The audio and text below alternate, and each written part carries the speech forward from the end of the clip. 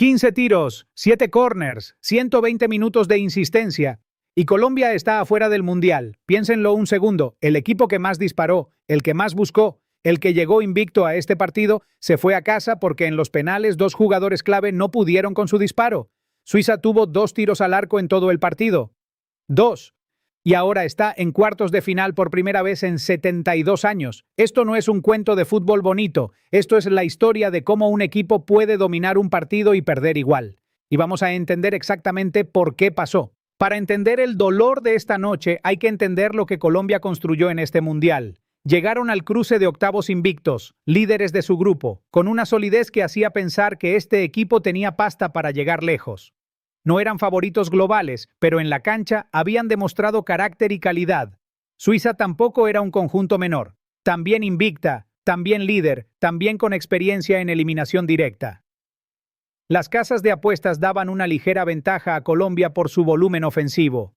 El partido se prometía parejo. Lo que nadie esperaba era que ese equilibrio se sostuviera durante 120 minutos exactos y que el desempate lo pusiera una tanda de penales que sería pura crueldad para Colombia. Colombia salió con una idea clara: tener la pelota, instalarse en campo rival, abrir el juego por los costados con los laterales proyectados y buscar espacios entre líneas. Y durante los primeros 45 minutos eso se notó. Colombia fue más, intentó más, generó más. Suiza respondió con lo que mejor sabe hacer: bloque medio bajo, líneas juntas, el carril central cerrado a cal y canto. La Nati no venía a jugar bonito, venía a no perder. Y eso, aunque frustra verlo, es una decisión táctica válida y difícil de contrarrestar cuando se ejecuta con tanta disciplina. El primer tiempo terminó sin goles, con Colombia teniendo más la pelota pero sin poder romper ese muro rojo. La ansiedad empezaba a asomar. El segundo tiempo trajo tarjetas y más tensión. Al minuto 51, Granit Xhaka vio la amarilla. Al 59, Denis Zakaria también.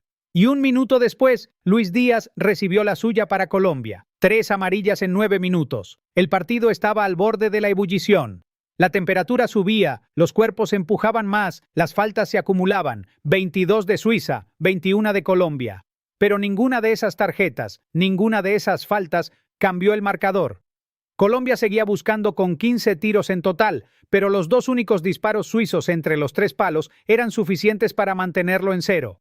Jan Sommer, en el arco suizo, apenas tuvo que trabajar, y eso, en sí mismo, ya es un dato que acusa. 90 minutos, 0-0, y a los 95, Davinson Sánchez veía la amarilla también, la segunda del equipo colombiano en el partido. El tiempo extra llegó con las piernas pesadas y los nervios a flor de piel. Colombia intentó, insistió, pero ya con menos frescura física y más desesperación que claridad. Al minuto 105, Miro Muheim recibía la suya para Suiza. 120 minutos, un partido entero más, y el marcador seguía igual, 0-0. 43% de posesión para Colombia en la prórroga, 7 corners en el partido, y la pelota que nunca quiso entrar. Lo que se había prometido como un duelo entre 2 equipos sólidos se convirtió en una lenta marcha hacia la ruleta rusa más cruel del fútbol, los penales. Y ahora viene la parte que duele de verdad.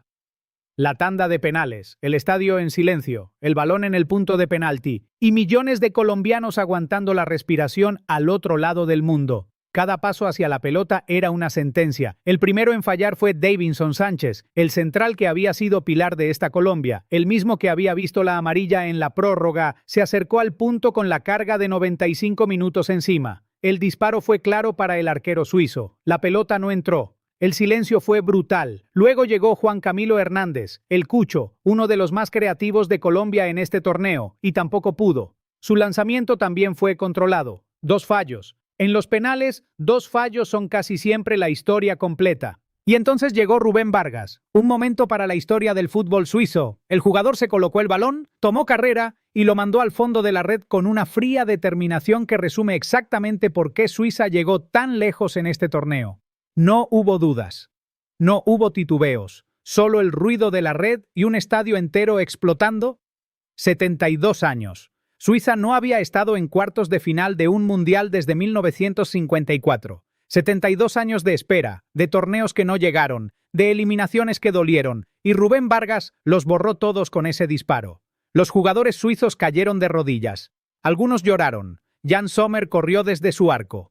Era la explosión de un grupo que había resistido y resistido hasta que el premio llegó exactamente cuando tenía que llegar. Ahora miren el otro lado de la cancha. Los jugadores colombianos en el césped, algunos de rodillas, otros con la cara entre las manos. Después de 120 minutos en los que habían intentado todo, en los que habían tirado 15 veces al arco, en los que habían generado más que el rival, el partido se fue sin ellos. Hay jugadores en esa plantilla que quizás no vuelvan a un mundial. El peso de ese pensamiento, en ese momento, en ese césped, es imposible de describir con palabras. Colombia llegó invicta. Fue el equipo que más buscó en los 120 minutos y se va a casa. Eso también es fútbol, y ese dolor merece ser nombrado, no minimizado. Ahora vamos al análisis concreto, porque este partido necesita que seamos honestos. La tesis que defiendo en este video es simple y directa. Colombia no debió llegar a los penales. Con 15 tiros, 7 corners y casi toda la posesión en campo rival durante los momentos de presión, este equipo tuvo suficiente para resolver el partido antes de la tanda. No fue mala suerte. Fue ineficacia en el momento más importante, y van a decirme que Suiza fue un muro imposible de romper. Parcialmente cierto. Pero si Colombia generó más ocasiones claras, si tuvo más tiros a puerta que Suiza y ninguno entró, el problema no es solo la defensa del rival. Es que en los metros finales, en la definición, Colombia no estuvo al nivel que el partido le exigía. El error táctico de Colombia fue uno que se fue construyendo durante el partido. A medida que pasaban los minutos sin gol, el ataque se volvió más predecible.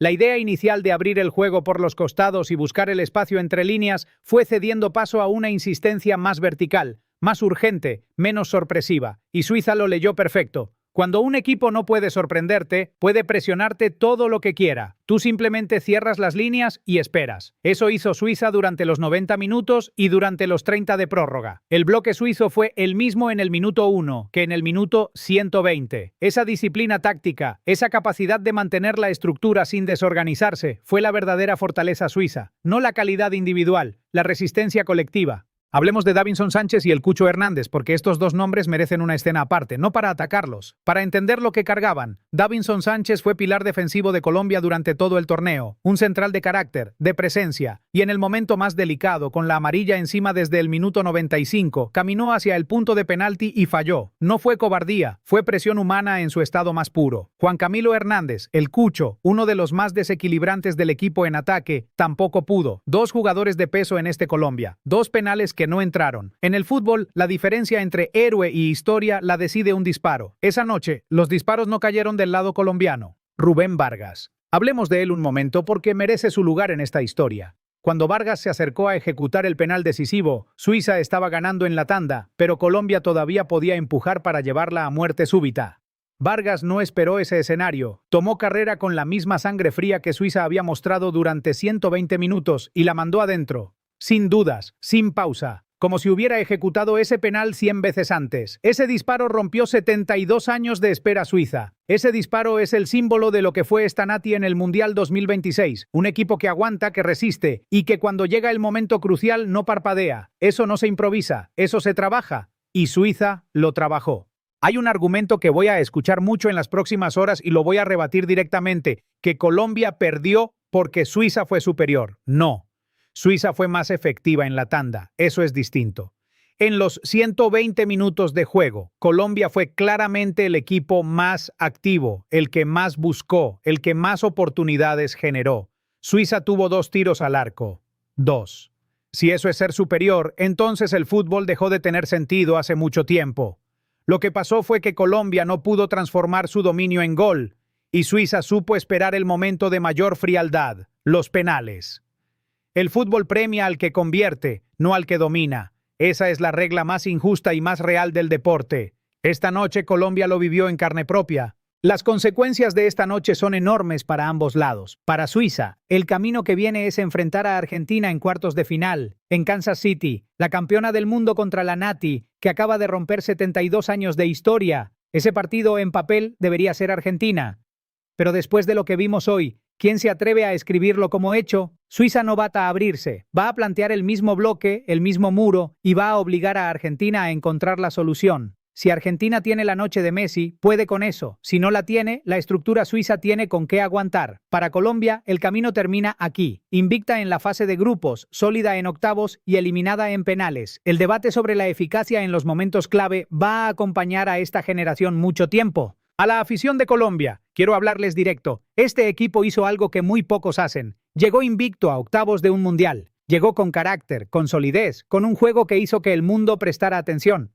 Esta eliminación duele más precisamente porque el equipo hizo las cosas bien durante tanto tiempo, y ese dolor es legítimo. No lo minimicen, no lo justifiquen con números, llórenlo si hace falta. Pero cuando pase el dolor, recuerden que esta generación demostró que Colombia puede competir al máximo nivel en un mundial. Eso no desaparece esta noche, y si quieren llevar el amarillo puesto mientras procesan todo esto, el jersey de la selección está en el link de la descripción. Mi veredicto final es este. Colombia no perdió este partido por falta de esfuerzo, ni por falta de calidad, ni porque Suiza fuera un equipo mejor en los 120 minutos. Colombia perdió porque no convirtió sus ocasiones cuando las tuvo, y porque cuando llegó la tanda de penales, dos jugadores clave no estuvieron al nivel del momento. Eso es lo que define la diferencia entre avanzar y irse a casa. Y Suiza lo supo desde el principio. Si aguantamos, si no nos desorganizamos, llegamos al momento en que la frialdad pesa más que el talento. Y ahí ganaron. Ahora la pregunta para ustedes es esta. ¿Colombia hubiera podido ganar este partido con más efectividad en el último tercio? ¿O Suiza era tan difícil de vencer que los penales eran el único destino posible? Déjenlo en los comentarios. Si quieren más análisis del Mundial 2026, suscríbanse, esto apenas está comenzando.